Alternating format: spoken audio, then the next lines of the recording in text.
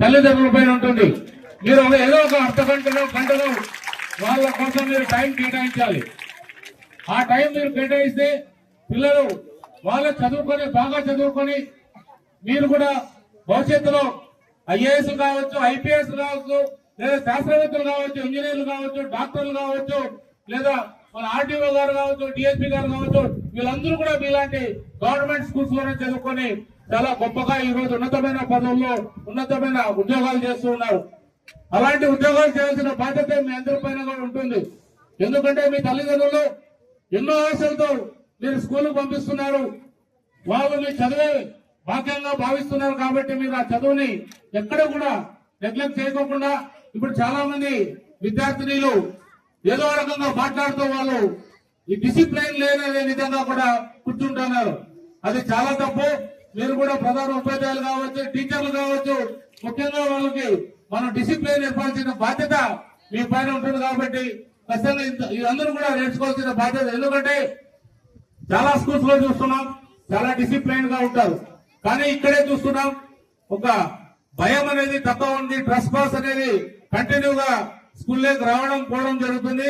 ఈ రోజే ఇట్లుందంటే రెగ్యులర్ గా కూడా ఈ ట్రస్ పాస్ అనేది కంటిన్యూగా ఉంటుంది అనేది మనం అందరూ కూడా అర్థం చేసుకోవాల్సిన అవసరం ఉంటుంది. కాబట్టి మీరందరూ కూడా పిల్లల భవిష్యత్తును దృష్టిలో పెట్టుకొని పిల్లలు ఏదైతే వాళ్ళు చదువుకుంటున్న టైం ఏదైతే ఉంటుందో పిల్లలు కానీ మీరు కానీ ఉండాలి తప్ప ఇతరులు ఎవరినే కూడా ఈ స్కూల్ ప్రెమిసెస్ లోకి రాకూడదు. వాళ్ళ తల్లిదండ్రులు ఎవరైనా వస్తే వాళ్ళని కూర్చోబెట్టి మాట్లాడించి వాళ్ళ పిల్లల్ని పిలిపించి ఈ విధంగా మీ పిల్లలు చదువుతున్నారు, ఈ విధంగా బాగా చదువుతున్నారు లేదా బాగా చదవలేదు అనేది చెప్పాల్సిన బాధ్యత మీ అందరి పైన కూడా ఉంటుంది. ఎందుకంటే ఇది పేరెంట్స్ డే అనేది మీరు గుర్తుపెట్టుకోవాలి. ఇదేదో కాలక్షేపానికో లేదా ఒక మీటింగ్ కోసమో ఏర్పాటు చేసిన సభ కాదు.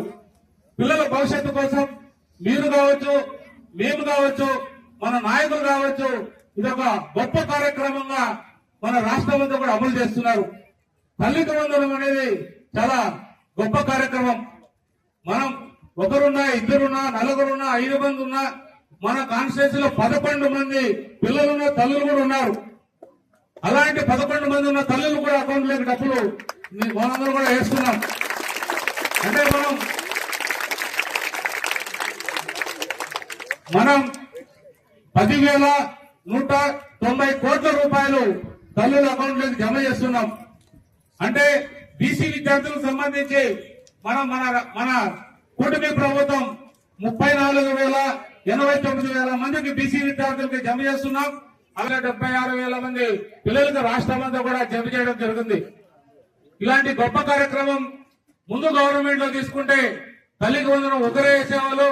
మొత్తంగా అన్ని తల్లులు కలిపి 42 లక్షల రూపాయలు మాత్రమే వేసేవాళ్ళు. కానీ మనం 67 లక్షల మందికి వేస్తున్నాం. సుమారు 25 లక్షల పైన జమ చేసి అందరూ కూడా అకౌంట్లోకి వేస్తున్నామంటే మీరందరూ కూడా ఒకసారి గమనించాలా. ఇలాంటి కూటమి ప్రభుత్వం అన్ని రకాలుగా నిజంగా మన రాష్ట్రంలోనే ఇది తల్లికి వందనం ఉంటుంది. ఇలాంటి కార్యక్రమం చేస్తున్న మన కూటమి ప్రభుత్వానికి చంద్రబాబు నాయుడు గారికి మనమందరూ కూడా ఎప్పుడు కూడా రుణపడి ఉండాలి.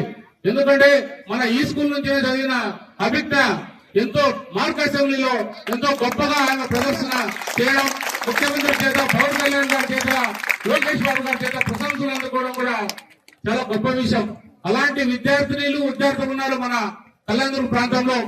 ప్రతి ఒక్కరు కూడా చదువుకోవాలన్న తపన ఉంది, తాపత్రయం ఉంది.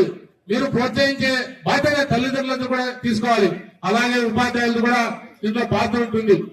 ఈ రోజు ఈ స్కూల్కి రావడం కూడా ముఖ్య కారణం ఉంది. చాలా మంది అమ్మాయిలే స్కూల్లో చదువుతున్నారు కాబట్టి అమ్మాయిల భవిష్యత్తు అనేది చాలా ముఖ్యం. ఎందుకంటే మన రాష్ట్రంలో అమ్మాయిలకైనా అబ్బాయిలకైనా మొదటి స్థానం అమ్మాయిలకే ఉంటుంది. అమ్మాయిల ఉత్తీర్ణత కూడా ఎక్కువ ఉంటుంది. అమ్మాయిల చదువు కూడా అద్భుతంగా ఉంటుంది. కాబట్టి అమ్మాయిలు ఎప్పుడైతే బాగా చదువుతారో మీ భవిష్యత్తు.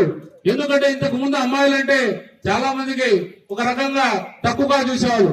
కానీ ఇప్పుడు అమ్మాయిలకే ఉన్న మొదటి స్థానం అమ్మాయిలకే ఉంటుంది. మనము ఏదైతే నాగాలాండ్ లేదా త్రిపురనో లేదా ఇతర ప్రాంతాల్లో అమ్మాయిలకి మొత్తం పెద్దరం ఉంటుంది. ఇప్పుడు అలాంటి పరిస్థితి మన రాష్ట్రానికి కూడా వచ్చిందంటే మీరు ఎప్పుడు కూడా అమ్మాయిలకి చాలా గొప్పగా ఉంటుంది. మీరు చదవాలా, మీరు చదివి మీ తల్లిదండ్రులు మీ కుటుంబాన్ని పోషించే స్థాయికి మీరు ఎదగాలన్నదే మా కుటుంబ ప్రభుత్వం లక్షణం.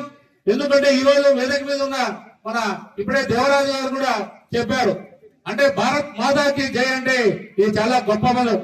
మనం కూడా ఎక్కడ కూడా ఈ పదాన్ని చాలా తప్పుగా వాడుతున్నాం. ఒక బీజేపీ గవర్నమెంట్ ఏదైతే ఉందో ఆ బీజేపీ మన భారత సంస్కృతిని కూడా మొత్తం పిల్లలకు కావచ్చు, పెద్దలు కావచ్చు, మన దేశం అంతా కూడా వ్యాపింప చేసిందంటే, మన దేశం ఈ రోజు గర్వంగా ఉందంటే దానికి ప్రధాన కార్యం నరేంద్ర మోడీ గారు, అలాగే చంద్రబాబు నాయుడు గారు కూడా గర్వంగా చెప్పగలుగుతాం.